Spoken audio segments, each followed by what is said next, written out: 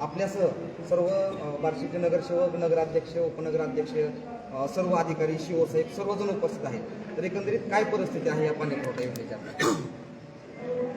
मुळातच माझ्या विधानसभेचा जो कार्यकाल होता त्याच्या अत्यंत शेवटच्या टप्प्यामध्ये 4-6 महिन्यामध्ये ही योजना आदरणीय देवेंद्र फडणवीस साहेबांनी अमृत 2 या योजनेअंतर्गत मंजूर केली आणि 296 कोटी रुपये आपल्या बार्शी नगरपालिकेला या ठिकाणी मंजूर केली. आणि मध्यंतरीचा जो कालावधी होता तो प्रशासकांचा होता. बाळासाहेब चव्हाण साहेब मुख्याधिकारी होते आणि प्रशासकाचा पण चार्ज होता. आता तसं पाहायला गेलं तर थोड्या अधिकारी एकटे पडल्यानंतर त्यांना मर्यादा यायच्या. त्यांनी पाठपुरावा करत होते, परंतु आता आपण सर्वांनी पाहिलं की ज्यावेळेस बार्शी नगरपालिकेची बॉडी त्या ठिकाणी नव्हती आणि या ठिकाणी बार्शी शहरातल्या सर्व नागरिकांच्या बंधू भगिनींच्या आशीर्वादानं आपल्या ताईंना त्या ठिकाणी तेजस्विनी ताईंना नगराध्यक्ष या ठिकाणी होण्याचा सन्मान मिळाला. सर्व बॉडी त्या ठिकाणी निवडून आली. सत्ता त्या ठिकाणी भारतीय जनता पार्टीच्या माध्यमातून आल्यानंतर या ठिकाणी प्रत्यक्ष सर्व नगरसेवक, नगराध्यक्षांनी कामकाजाला सुरुवात केल्यानंतर मी पाठीमागेही सांगितलं होतं की जयाभाऊंनी सांगितलं, आदरणीय देवेंद्र फडणवीस साहेबांचं मार्गदर्शन घेऊन आम्ही काही शब्दही दिलेले होते. निश्चितपणानं तो शब्द पूर्ण करण्याकरता आम्ही फार धडपड करतोय. परंतु आत्ताची परिस्थिती जर पाहिली तर पिंपळनेरचा जो पोर्शन आहे त्या ठिकाणी जी भूसंपादनाची प्रक्रिया आहे ती आता 4 लेन जो रस्ता होणार आहे आपला पिंपुर्णी ते येडशी, आत्ताची जी सध्याची परिस्थिती आहे ती शासनाच्या ताब्यामध्ये काही जागा त्या ठिकाणी नसल्यामुळं म्हणजे शेतकरी बांधवांच्या त्या ठिकाणी थोड्या काही जमिनीमध्ये हस्तक्षेप करणं थोडं कठीण चाललेलं आहे. त्यामुळं या ठिकाणी आपला 4 लेनचा जो रस्ता आता सुतार म्हणून नॅशनल हायवेचे अधिकारी या ठिकाणी आलेले आहेत. त्याचबरोबर सर्व कार्यकारी अभियंता, अधीक्षक अभियंता यांना बरोबर घेऊन आपल्याला दिल्लीला माननीय गडकरी साहेब यांच्याकडं जाणं आता मला तर गरजेचं वाटू लागलेलं आहे. कारण त्या ठिकाणी जवळपास 250 कोटीहून अधिक भूसंपादनाला पैसे त्या ठिकाणी लागत आहेत आणि जवळपास माझ्या माहितीप्रमाणे 850 कोटी रुपये आपल्या 4 लेनला लागत आहेत टीमवरने. आता ही एक नवीन जबाबदारी आणखीन आली. आता आपण बार्शीकरांनी एक डोळा मागितला, आपल्याला देवाने दुसरा दिला. त्याच्यामुळं ह्या पाईपलाईन बरोबरच तोही विषय आपल्याला हातामध्ये घेणं क्रमप्राप्त वाटते. कारण अशी जर परिस्थिती राहिली तर आणखीनही 100 कोटी रुपये आपल्याला ह्या योजनेकरता कमी पडत आहेत.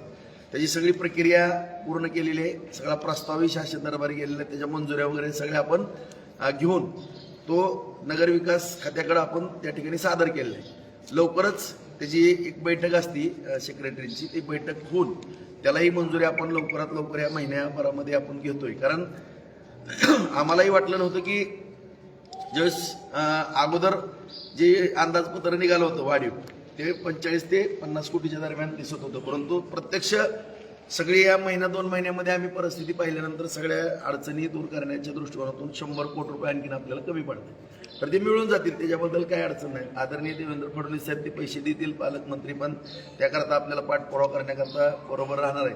आणि ज्या अडचणी आता आलेल्या आहेत आम्ही पुढच्याच एक 2-4 दिवसामध्ये उद्याच मी माननीय जिल्हाधिकारी साहेबांना आपल्या नगराध्यक्षताईंचं पत्र देऊन, तुमचंही पत्र देऊन त्या ठिकाणी एक संयुक्त बैठक माननीय पालकमंत्री महोदयांच्या मार्गदर्शनाखाली किंवा माननीय जिल्हाधिकाऱ्यांना थोडी एक बैठक घेणं मला क्रमप्राप्त वाटते. ती बैठक माननीय जिल्हाधिकारी साहेब, नगराध्यक्ष, मुख्याधिकारी साहेब या सगळ्यांची बैठक त्या नॅशनल हायवेची, जिल्हा परिषदचे त्या ठिकाणी शिव असतील किंवा ॲडिशनल शिव असतील किंवा त्या ठिकाणची कार्यकारी अभियंता, जिल्हा परिषद बांधकाम खात्याची त्यांच्या पण अखत्यारीतला आहे. सगळी संयुक्त बैठक त्या ठिकाणी घेऊन आपल्याला हा प्रश्न काढवला. कारण जवळपास आता 70% अधिक काम आताही पाहिलं तुम्ही, जॉबवेल वगैरे सगळं झालंय. मोटरी 3 बसलेल्या आहेत, 683 HP-च्या 3 मोटरी आहेत, आणखीन 2 आपण मोटरी या ठिकाणी करतोय. सगळी वस्तुस्थिती आहे. म्हणून आता तुम्ही म्हणसान की दिलेल्या एप्रिलच्या शब्दातनं आम्हाला विरोधक बनणारच आहेत उद्या की नगराध्यक्षपदाच्या निवडणुकीमध्ये शब्द दिला, हा विषय निश्चितपणाने येणार आहे. परंतु ही परिस्थिती जर आपण आता पाईपलाईन केली करण्याला पण काय अडचण नाही. आता जो रोड आहे पिंपळनेर ते साधारण कुर्डवाडीचा तो पोर्शन जो आहे आता पण आपण पाईपलाईन करू आणि एप्रिलच्या आत पाणी द्यायला पण आमच्या पुढं काही अडचण या ठिकाणी नगराध्यक्ष ताईंच्या पुढं पण नसणार आहे आणि बॉडी पुढं पण नसणार आहे, परंतु अधिकाऱ्यांपुढं पण नाही. परंतु थोडा भविष्यातला विचार काही गेल्या 10-12 दिवसामध्ये आम्ही सगळ्या बैठका घेऊन अधिकाऱ्याकडनं ज्यावेळेस माहिती घेतली आणि चर्चा केली, तर आता आपण जो रोड आहे आता नियोजित आता सध्याचा रस्ता आहे त्याच्याकडनं आपण पाईपलाईन घ्यायला आता पण काय अडचण नाही, कारण जी संपादित जागा आहे किंवा शासनाच्या मालकीची आहे त्याच्यामधून पाईपलाईन न्यायला कुठल्याही शेतकऱ्याचा विरोध नाही. परंतु जो रोड आहे आपला 4 लेन तो दोन्ही बाजून आता मध्यम त्याचा डिवायडर 2.5 मीटरचा आहे आणि एका बाजूला 11.5 मीटर एका बाजूला 11.5 मीटर म्हणजे 23 मीटर बरोबर 23 मीटरचा तो रस्ता असणार आहे. आणि 23 मीटरचा रस्ता असल्यामुळं आपल्याला सेंटरपासून किमान 12.5 मीटरवरती 12.5 मीटरच्या पुढंच पाईपलाईन असणं गरजेचं आहे, कारण हा कॉन्क्रीटचा रस्ता आहे. उद्या जर त्याच्या खालून पाईपलाईन निघली आणि उद्या जर काही लिकेज किंवा काही जॉईंटला लिकेज झालं किंवा काही धोका झाला तर ह्या नॅशनल हायवे आपल्याला परत परमिशन मिळणं खोदण्याकरता वगैरे कठीण आहे. त्याच्यामुळे पुढचा विचार करून आपल्याला दिल्ली दरबारी पुढच्या 10-15 दिवसात आम्हाला वारी करावंच लागते. माननीय गडकरी साहेबांकडे पाठीमागे विषय झाला होता, मी भेटलो होतो साहेबांनी, त्याला गडकरी साहेबांनी ग्रीन सिग्नल दिलेला आहे. आदरणीय फडणवीस साहेबांनी त्यावेळेस सुद्धा पाठपुरावा केलेला आहे. फडणवीस साहेबांनी गडकरी साहेबांना सांगितलेलं आहे की आपल्याला हा रस्ता करायचा आहे. त्या दृष्टिकोनातून मी पुढच्या आठवड्यामध्ये आदरणीय देवेंद्र फडणवीस साहेबांकडे जाणार आहे.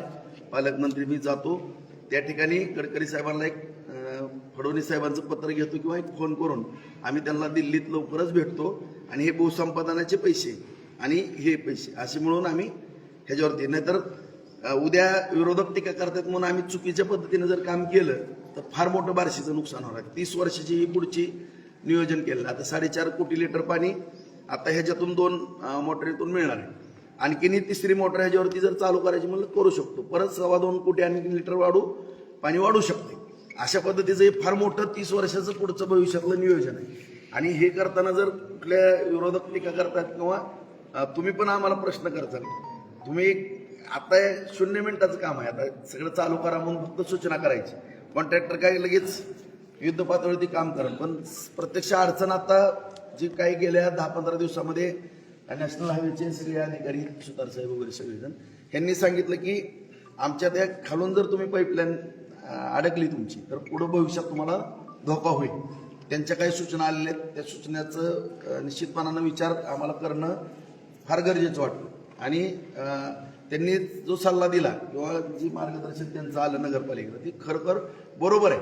जर काही गडबडीमध्ये काही झालं तर त्याची किंमत फार आपल्याला पुढं मोजावं लागली असती आणि तो फार मोठा टीकेचा विषय झाला असता. त्यामुळं त्याच्यामध्ये दुरुस्ती करून त्या पद्धतीनं आम्ही करतो. आणि विशेष बाब म्हणजे हे जे पूल आहेत आत्ताचे आपल्या 4 लेनचे त्याचे सुद्धा टेंडर झालेले आहेत. शासनाने त्याला मान्यता दिलेली आहे. 92 कोटी रुपये त्याला मंजूर झालेले आहेत, त्याच्या निविदा आलेल्या आहेत. त्याच्यावर करणं पण ते पुलाचं पण काम चालू होते लवकरात लवकर. 92 कोटी 12 पूल आहेत सगळे मिळून.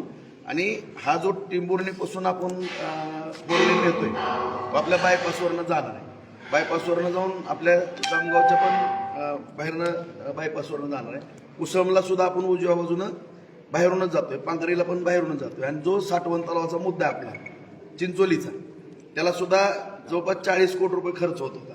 ते मापदंडामध्ये जलसंधारणच्या बसत नव्हतं. त्याच्यामुळे त्याला सुद्धा आपण एक वळण दिलेलं आहे. त्या ठिकाणचा सुद्धा खर्च त्याच्यामध्ये समावेश केलेला आहे. आणि ते चिंचोलीचं पण साठवण तलाव भविष्यात होण्याकरता काय अडचण असणार नाही. अशा पद्धतीचं हे मोठं नियोजन आहे आणि ह्याला लवकरात लवकर आम्ही या ठिकाणी मार्ग काढू.